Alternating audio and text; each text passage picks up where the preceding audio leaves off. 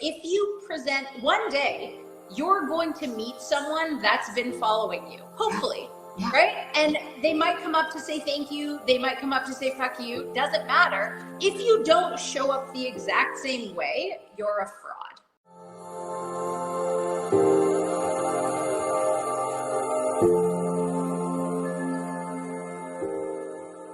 It's time to stop spinning your wheels, wasting time, money, and energy building your brand alone on social media. Hi, I'm Sophia Spallino, the host of Social Equity, the podcast, here to help you build your own profitable personal brand, the social equity you can rely on to make the money that you deserve. Are you ready, Miss Future Millionaire? Let's get into it. Can you imagine building a 7-figure online coaching company with your wife as COO, helping the LGBTQ community overcome overwhelm, reducing anxiety, increase confidence through fitness? What a lesbian living the freaking dream. I know it's all I want, to build a multi-6-figure to $1 million to huge 7-figure business with my wifey one day. I cannot wait to talk with Jaime Filer, who is an advocate for her community, works alongside her wife, navigating business and personal relationships daily. We're about to get into it. If you are a queer woman who is an entrepreneur or an ally entrepreneur, you want to tune in. Wow. Social Equity is ready. Can't wait. Hello, hello. Oh my goodness, all my favorite people. Hey, Jaime. What's going on, Faz? How are you? I am well. How are you doing? I'm good. You know, every day recovering the lesbian way, but you know. Such is life. And you've been so like people need to know like how you show up on camera in your reels is how you show up so authentically in your DMs. Like you're always checking on me. You're like, sis, are you good? Hi. Yeah. I mean, you know how it is. If you present one day, you're going to meet someone that's been following you, hopefully, right? And they might come up to say thank you. They might come up to say fuck you. Doesn't matter. If you don't show up the exact same way, you're a fraud. And that's the only, right? That's it. That's how I see it. This is the same thing as me meeting you in real life. I would be the same anyway. Exactly. I love it. I love when people in real life tell me like, oh, I'm shocked like your skin looks the same or whatever, because most people like use filters or whatever. I'm like, yeah, I'm the same. And like, I'm bubbly just as like that. I am maybe a tad bit more shy, but other than that, I love it. How do you navigate even, I know you have a wonderful wife now, but when people come up to you and they're like, oh my gosh, it's Jaime Filer. Like, is that something your wife's comfortable with? Because I know for me, I've had partners who like look at me and they're just like, again, like someone coming to say hi to you again and like making you feel kind of wonky about it.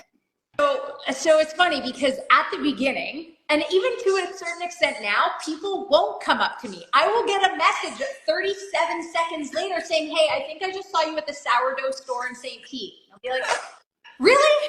Because I was just buying sourdough like a normal human being, and you could have been like, hey, I follow you, like so cool to meet you in St. Pete. It used to be a little bit more difficult because what people would do is they would come up to me, give their phone to Katie and be like, do you mind taking a photo? No. You'd be like, yeah, no problem. But now, because she's so much more a part of my message and I'm so much more a part of hers, it's like, hey, the Filers, can I get a picture with you guys? Yes. So it's evolved, but I mean, you know, our community, they're shy, they're a little introverted. There's very, 1 in every 4 people actually say, hey, are you Jaime? Yes. Well, I love that Katie's such a big part of your business. How did you get started? Because now you have a 7-figure coaching business online. That is huge. That's what everyone who's listening to Social Equity is their dream to build. And a lot of women who listen are queer or they're allies, but they're like, I want to build a dream business with my partner. That's what I want. How did you do this? Was it something you started before Katie? Did Katie come in later? So the only job I've ever had, the only career I've ever had is being a coach Yeah. in some form or another. So it started off with in-person training, and then slowly migrated to online, specifically when I got married, because I had to get a green card. I had to move from Toronto to Florida. Wow. I was unemployed for 9 months while I waited for that green card to come in. So we lived off Katie's student loans. Oh my gosh. And my savings, and she was a speech language pathologist in the hospital at a time. So making peanuts, because that's the healthcare industry. But in January of 2019, my green card came through. I hired a business mentor, and the first thing he said was niche down. Yeah. Right? What were you doing before? What were you doing wrong? That was too big. What was I doing wrong? I was selling fat loss and muscle building to anyone who would listen.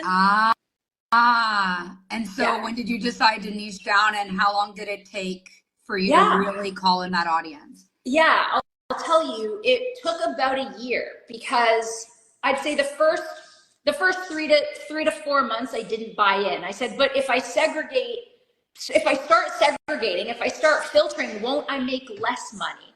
Yeah. And he said, trust me. So we went from men and women losing fat and gaining muscle to just women. Yeah. And I made my first 10K. And then we went women, and then fat loss only, and we got to 20K. Then we said queer women, and we were at 30K. And then queer women with anxiety, and I hired Katie. And that's when we got 40K and above, because I was now leveraging an assistant coach, and I was leveraging my message of integrating mental and physical health. I love it. Okay, so really, it's deciding who you really feel called to help. It's doing exactly what you want to do, working with who you want to work with. And people think they have to do things they don't want to do to make a lot of money. And in reality, if you do exactly what you want to do with exactly your dream client, you do have to be you have to cross that nervous moment of, I'm going to let it all go. I'm going to burn the ships to work with the people I want to work with and no one else. Yeah, 100%. But I think that applies to anything in life. Yes. If you're doing anything in life you don't want to do, it's not going to go well for you. If you're not 100% all in on your relationship and you're compromising, it's not going to go well for you. If you're doing it in your career, it's not going to go. If you hate your fitness routine, you're not going to stick to it. Wow. No, it makes total sense. And you work with people on mindset so much more than just fitness coaching. And I will tell you why, because I think this is important for people looking to build their brand and in business and in life. I was losing so much of the LGBTQ community to anxiety. Yeah. They wouldn't be able to stick to their macros if they were undergoing a panic attack. They wouldn't be able to work out if they were experiencing a depressive episode. So they would start canceling their plans. They'd be like, Jamie, I have to put it on pause. Jamie, I gotta go. Like, I don't have the bandwidth for this. And I was like, shit, I'm not going to be able to pay rent. So I'm always transparent about this. It did start out quite selfishly, because I'm like, I'm not going to have a business if anxiety keeps winning. No, same for my clients too. Absolutely. Right? So I said, maybe if I just found a way to integrate mental and physical health, or have a community as part of my coaching program so that they can discuss anxiety with each other and see that they're not alone, I'd be able to increase LTV. And now it is what it is, right? The inner outer strength system, it runs itself. Yeah. Okay. So I'm curious, because I help people take an offer and see if that offer is going to be scalable, and then create other offers to make them have a real sustainable business, not like a castle in the sky, something real that's going to grow, right? Everyone's like, oh, I'm a coach, but like in reality, you can only have the capacity for 5 clients a day unless you structure your business a certain way. What is the program you have now, and why is it so scalable to multi-7 figures? Okay, so we used to have a low ticket, a core offer, and a high ticket. Okay. But what I realized, Sophia, is that I was doing my clients a disservice with the low ticket. Yeah. Because with something as personal and as vulnerable as your mental and physical health, you cannot low ticket that. Makes sense. So instead, the scalable part was bringing on qualified coaches and leveraging a team so that everyone everywhere was getting the exact same experience with the inner outer strength system. Coaches would only take on the number of people that they could still text every day and remember how many children that client has. Oh, that's good. And that's how we do it. That's so Yeah. good. Okay, so you have assistant coaches. I have, so I'm a coach, but I'm trying not to take on too many. Katie is the head coach, and then there are 3 coaches essentially under Katie. I love it. Wow. Yeah. And what is, you don't have to discuss because I understand if that's part of your model, but do you share the prices for these offers, or you wait till you get on a sales call? Yeah. Always on a sales call, because you know how it is. I can give you a price, but unless I give you the value behind it, 100%. You're going to say, why don't I just find someone on YouTube that can run through workouts with me? Absolutely. Okay. Oh, 100%. And you will get nowhere, and you will go in circles because you don't have a real coach that keeps you in line. Again, I know. right. It's the accountability piece. Like, that's why we have humans, right? That's why we have coaching calls and community calls and WhatsApp group chats and a Facebook community, like levels on levels of accountability, bringing that human component to our coaching. What about AI? Is it something that you're concerned about with your business? No, because, and I will tell you why. Let's say, for example, you give someone AI gives someone a program. The macros, proteins, carbs, and fats are absolutely perfect. It is literally the magic pill that the algorithm has created. Even if we go so far as to using blood work in order to create the perfect diet. But this lesbian and her girlfriend get in a fight, and all macros go out the window. So what happens? All out the window. All out the window. Her weight increases from check-in to check-in. What's the algorithm going to do? Probably decrease her macros, lower her food, increase her steps, increase her cardio. It's not going to say, you had a bad day. Yeah. I'm sorry to hear that. What does support look like? I'm not going to change your macros because I understand you had a rough day of emotional eating. Let's just do the same thing and try to execute this week. Right? Like, AI isn't quite there yet. It understands maybe binary, right? Zeros and ones. Weight went up, decrease food. Weight goes down, stay where you are. Okay. Yeah. Okay. For me and what I do, and what I know is true for women going forward who are building any sort of coaching business, is people are paying for that connection to you. Yeah. And that's why building a personal brand is paramount. Otherwise, well, one, they can go to any competitor on price unless you have a personal brand, unless they're like, I want to work with the Jaime Filer, I want to work with the Sophia Spallino, right? So that's one. But 2, the algorithm eventually, like you said, is going to be so good, it gets it down to blood work. They need to know that we're leveraging AI. We're not afraid of technology to make sure what we're sharing is accurate as fudge. And we know our shit because we're on it. We're on the leading edge of the industry, but we're also a human, and a human that they want to pay to interact with. Yeah. And I think the more that AI becomes popularized, we will become a commodity. Yes. Right? Like, people will want to pay more. Oh, I get to work with one of your robots. How much would it be to work with one of your coaches? Yeah. And then maybe even like the human is the upsell. Yes. in 2025, 2030, you know? It's so crazy that we have to think that way. It's so insane. But like you were saying, you're there for mindset. So when one of your co-coaches is helping, or it's you, what is the most important thing that you know you have to change right away when you get with a client when it comes to mindset in order to see any results? What's the first thing? I think this ties in perfectly, honestly, to what the theme of our conversation is today. And it's open, honest, and transparent communication. Right? Yeah. Katie and I have been together for 7 years. My business is 7 figures. It's because we communicate nonstop. So I have shown her there is nothing she can't say to me that would upset me enough, right? Cheating, but like we're not there. It's not an option. Believe me, cheating is very painful. It is. But she could come to me with that, Sophia. That's what I'm saying. Like, if she wanted to drain my bank account, she'd be transparent about it. Our clients have to know the one thing that makes this a successful relationship, client to coach, is that if they overeat, if they undereat, if they don't do what they're supposed to do, if they miss a check-in, they are transparent about why. That's so good, because without you knowing why, you really don't know how to navigate to help them get back on track or motivate them.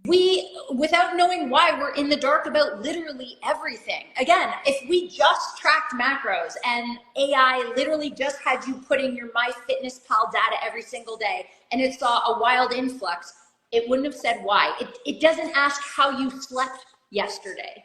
Yeah. You know what I mean? So it's one of the core values of Filer Fitness. So between my coaches and myself, between the coaches and the client, is transparent communication. I love that. I love that. Now, I just want to like shift into a relationship, because it sounds like you guys have something super special. Have you ever gone through rough times in your relationship? Because I know all the lesbians listening, we want to know. Okay, so yeah, and I would say it's all relative to the milestones, obviously, right? Because big transitions bring big bumps or big waves. So when I originally moved from Toronto to Florida and Katie wasn't 100% confident with what it was that I was doing online, she was that person who would look over my shoulder to see who I was texting. In my DMs, right? Hey, like at any given point, I had to be ready to show her my phone. Right. Say, who are you texting? What's happening? And there shouldn't be any reason not to show your person your phone. Ever. But it's also, what's your mindset going into this? Yeah. Is it that you don't trust me? Is it that you don't trust yourself? Is it that I'm not giving you the attention you'd like, so you want to know who's more important? Oh, that's so good. Yeah. Yeah. So that was our first hump. Her realizing that I'm not going anywhere, and that no one gets more attention than she does, because she's it for me. The next one was the money thing. When we were living off her student loans and my savings because I was unemployed and she was in grad school, what do you fight about money, right? Nonstop. Yeah. It's like the number one fight that all clients have, or all couples have. Yeah. And it's because it's so important. Like, it makes the world go round. So how I was spending mine in Toronto, again, remember, two worlds coming together. How I was spending my money in Toronto and how I was budgeting my money was so different than what she was spending her money on prior to us meeting and what she was saving. We don't really have student loans in Canada because college is relatively affordable. Yeah. So I had like a little bit more, you know what I mean? Yeah. So we fight about that.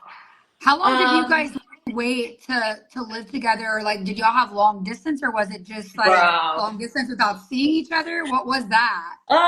You should make a TikTok about this. 10 days. It was 10 days. No. Yeah. But yeah, like, so I'll tell you why. Met her and like you like the way she smelled, because for me that is a thing, man. I still like the way she smells. I love it. So it's different when you're going. So first of all, international flights, people, expensive. Again, very expensive. So we had a fling. And then I went back to Toronto, and then 10 days later, I came back with a suitcase and a one-way ticket. And I said, listen, I understand this seems unreasonable. Hear me out. If I don't move in with you now, things will only ever be amazing for 3 days at a time.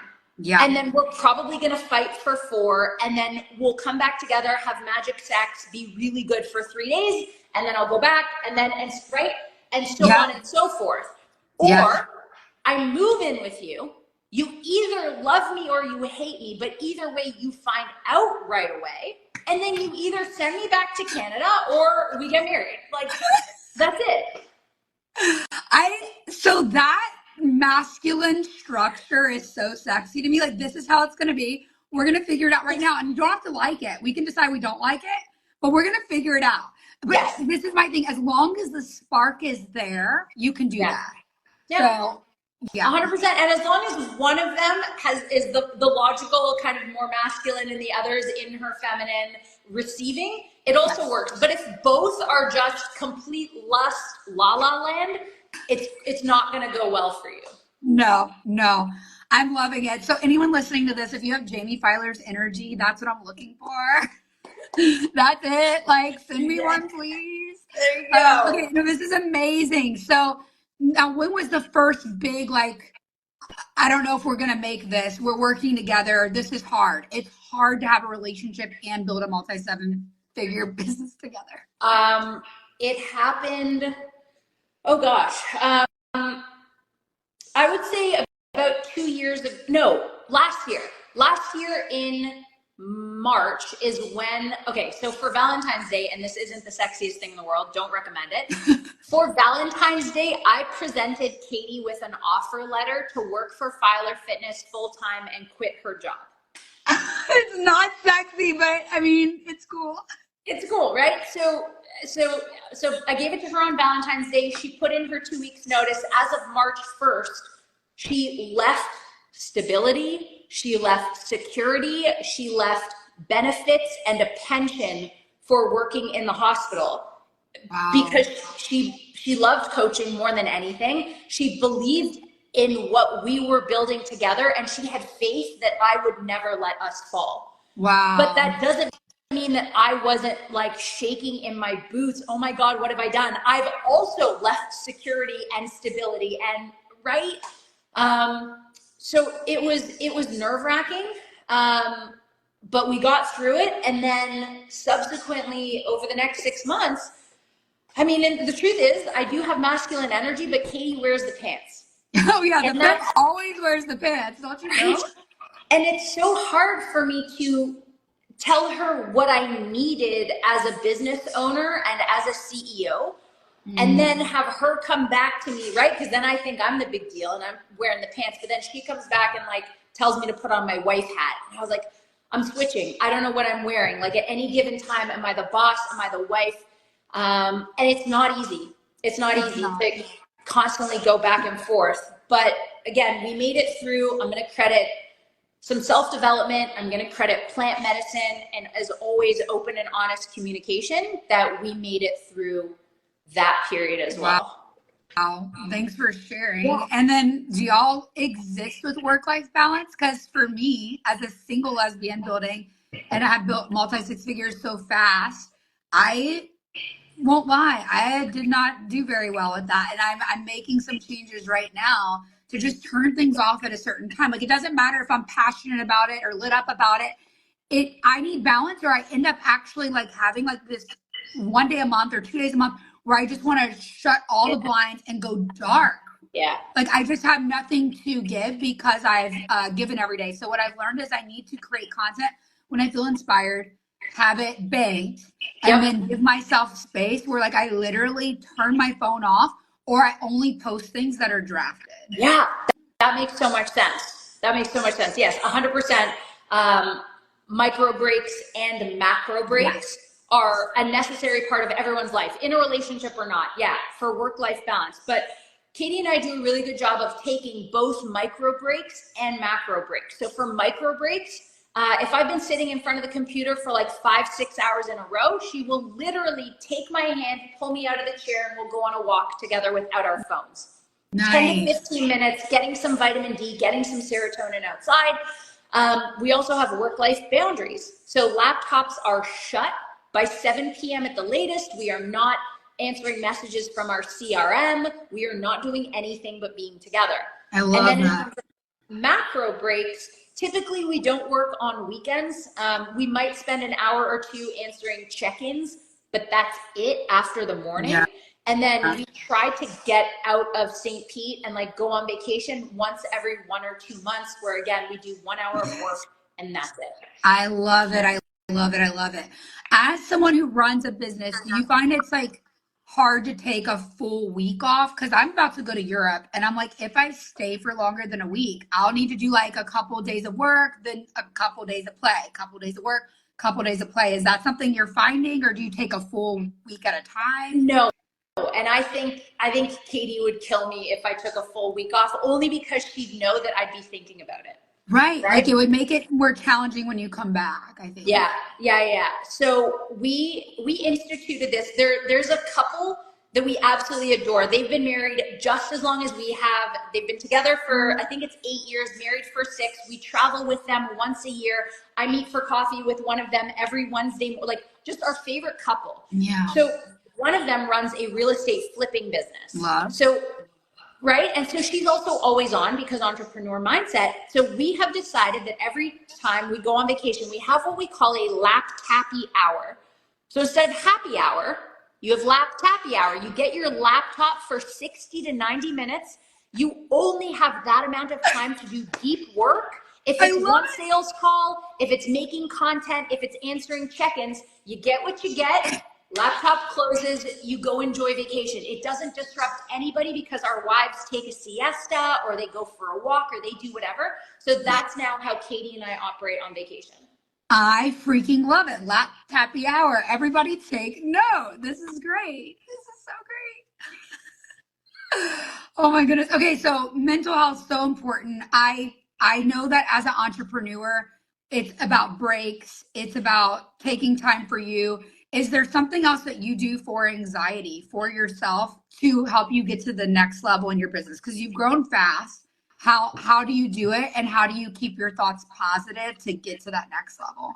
I think there are so many different things. So again, like we spoke about, I am lucky that I have such a feminine presence in my life to remind me that I can be successful by receiving and not just going out and doing.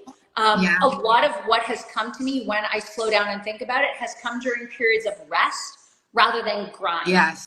Right. So thankfully, again, we joke, right? Like we call it, a femme and a mask, but there's something to be said for having a yin and a yang and being married to the opposite. So Katie is huge for reducing my anxiety because she slows me down by being in her feminine all the time. Morning routines. Those have 100% helped me because that is often the only time that is mine. So if I set myself up from 6:45 to 8 a.m. in the morning, only doing that which I want to do, there's nothing I can't handle for the rest of the day. Oh, that's so good. It's like putting on your coat of armor. And then also at the end of the day, Katie and I have an evening routine. All electronics go off at 8:45. We walk the dogs about 9. We come home at 9:20. Hygiene. We read at 9:30. We go to bed at the exact same time. Oh, that's so beautiful. Going to bed at the exact same time. It's easier. It's easier. And then another thing we do, again, specifically for anxiety, is we bookend our days with questions. The first question as we're walking the dogs in the morning is, what are you looking forward to today? And because of that question, you cannot wake up on the wrong side of the bed because it pulls you out of whatever funk you may have woken up in, and you have to have a light at the end of the tunnel. Even if it's like, right? One thing you're looking forward to today. And then at the end of the day, when we're walking the dogs again, we say, what was the best part of your day? And even if you think the day was just complete shit or a loss, or you made 0 for 8 sales calls, you better pick, maybe you worked out. Maybe we had a cancellation, and as a result, we got to have lunch together, right? Yeah. Pick one win and you had a great day. I love that. I love that. What about going to bed? Or do you guys have a rule about never going to bed, like in a disagreement? What does that look like? Because growing up, I was always taught that. Yeah. And then I got in a really icky relationship where that was not an option.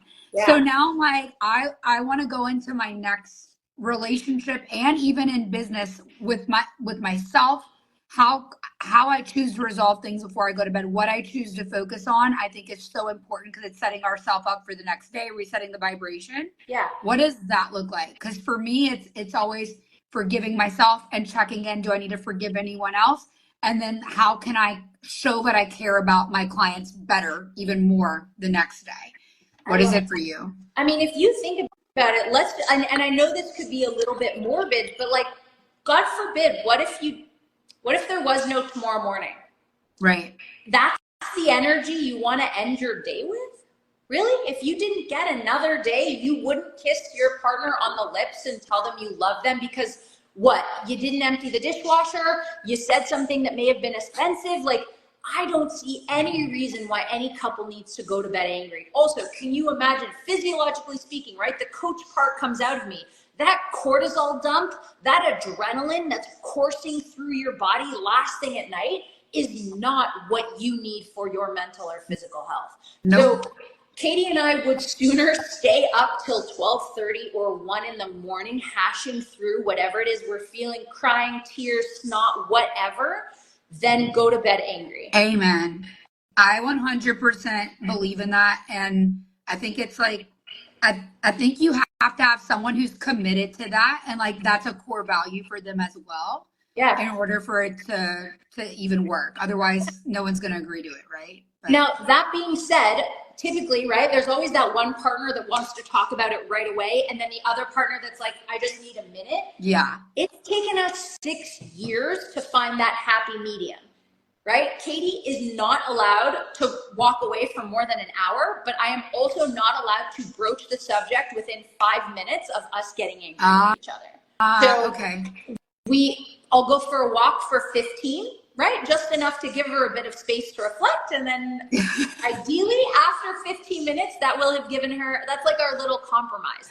But she also can't not address it ever, because inevitably it's going to come up again. One of us is going to go to bed crying. It's not a good scene. So figure out what your balance is of when can we talk about this thing, because it's really important. I love it. I love it. Okay. One more question. What is the number one thing that you can say, okay, that's why I grew so fast. That's why I made it to 7 figures? I would say it was it's like a part A and B. Is number one is niching down. Yeah. So again, choosing a community that needed the mental and the physical side of coaching. So I was like an all-in-one. Like if you think of like a chiropractor, right? They're essentially allowed to manipulate spines, but they're also allowed to fix an open wound. Like I didn't realize they had a scope of practice. They're allowed to prescribe nutrition advice to people. Oh, I lost your volume. Can y'all hear Jamie? I think we lost you. We lost your audio.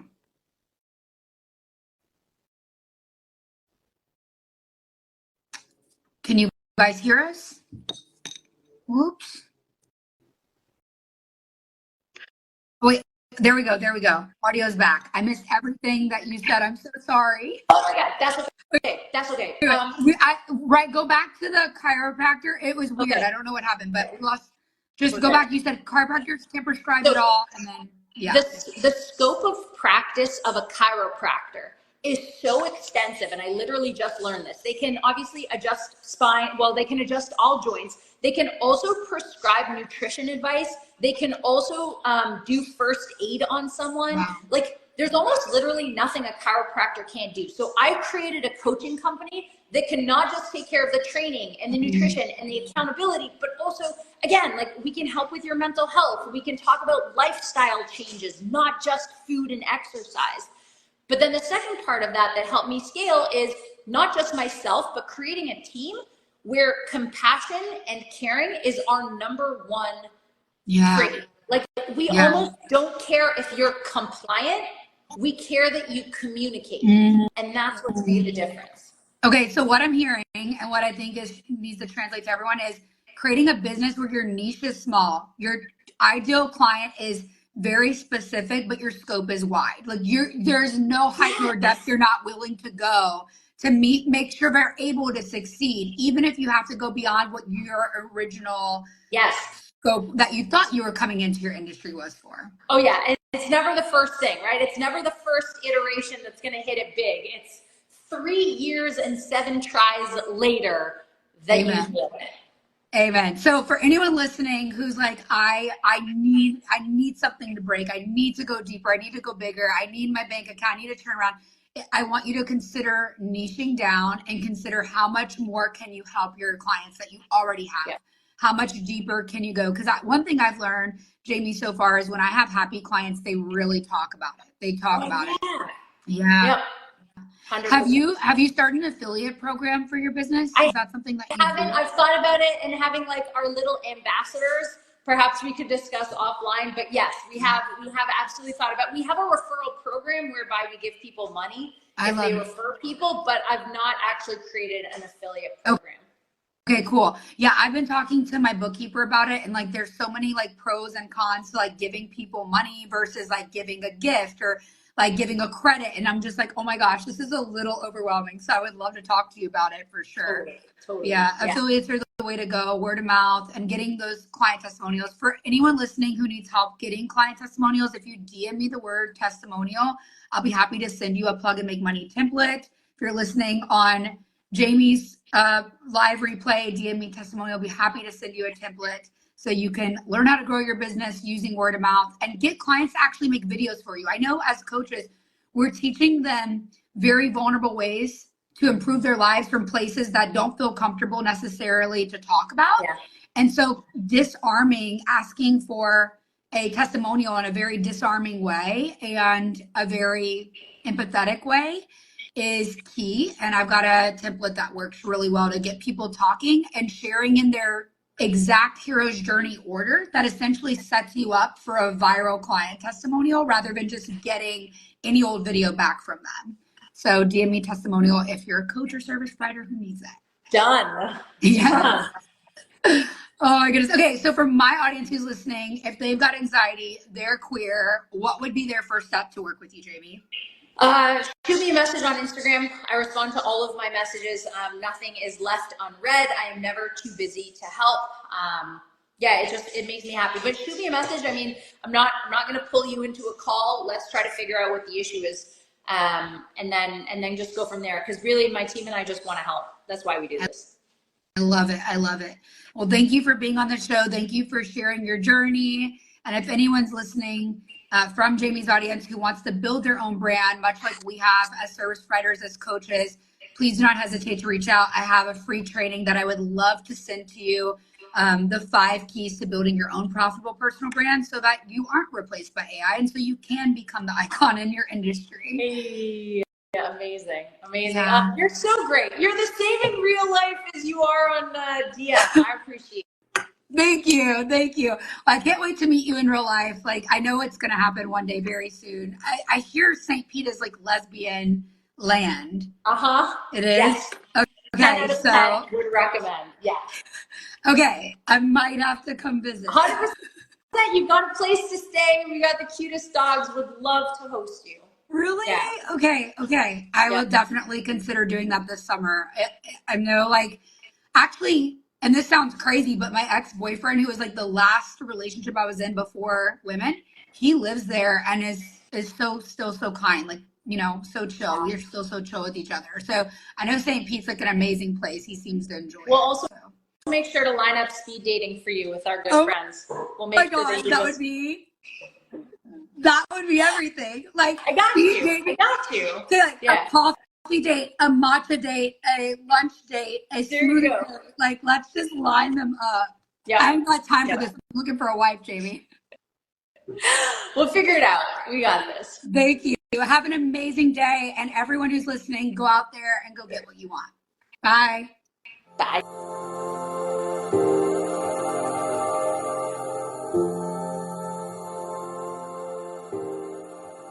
Congratulations for listening to another episode of the Social Equity Podcast. Every moment you invest in building your brand is contributing to your social equity. If you're an exhausted coach or service provider, or you're just getting started building your brand from scratch, I can't wait to give you the first steps to go from 0 to 5K months and advance to 10 to 20K months.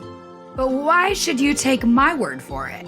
Well, I've spent over 9 years in the industry, amassing over 350,000 followers across platforms like Instagram, TikTok, Facebook, and YouTube, as well as hosting a top charting podcast, building a successful service provider business, and coaching powerful women to build purposeful, profitable personal brands. So yeah, you should lean in and listen to the social media secrets, sales tips, marketing strategies, and mindset hacks I share. I want to help you build your dream business that makes real money, leveraging the power of a personal brand on social media. Because you're ready to quit wasting time on content that isn't working and start bringing in the money you deserve as a purpose-led coach or service provider, sharing your gifts with the world. So for a limited time, I'm giving away your first steps to go from 0 to 5K months and advance to 10K to 20K months. Grab my newly revamped Profitable Personal Brand Blueprint, the proven framework to build yourself a personal brand that motivates, inspires, and sells so that your business can thrive the way it should. Just go to the link in the show notes. To ask me questions in real time, join me on Instagram Live for the live podcast show. The schedule is always posted on my profile. My handle is @Sophia Spallino. And if you're tired of posting without a reliable strategy and posting without maximal profit, just like many of my clients were before, then you want to join the Profitable Personal Brand 6-month coaching program. Many of you asked how you can get me to coach you on building a profitable personal brand like the one I have. That's why I designed this coaching program, so you could have me coach you, guide you, and mentor you. This is for female coaches, service providers, and entrepreneurs who want to be known for purposeful work and build an extremely profitable personal brand on social media without wasting time. Whether you're a novice at creating or you're feeling stuck hitting a plateau in business that once had consistent revenue and need guidance, support, and coaching to get to your next level, book a strategy call to speak with either me or my team to see if we'd be the right fit to work with each other inside of the Profitable Personal Brand 6-month coaching program. Mind you, I am very selective and this coaching program is not for everyone because I'm only taking on serious, purpose-driven, and committed soul sisters inside of my community. If that's you, book your free strategy call now. The link is in the show notes. And if you feel yourself come alive and get excited to take radical responsibility for building your social equity, your personal brand that no one can take from you, leave a 5-star rating with a kind review wherever you listen to podcasts. And be sure to share the show with a powerful woman you know. And remember, with a positive mindset and a profitable personal brand, all things are possible. So go get up and go get what you want.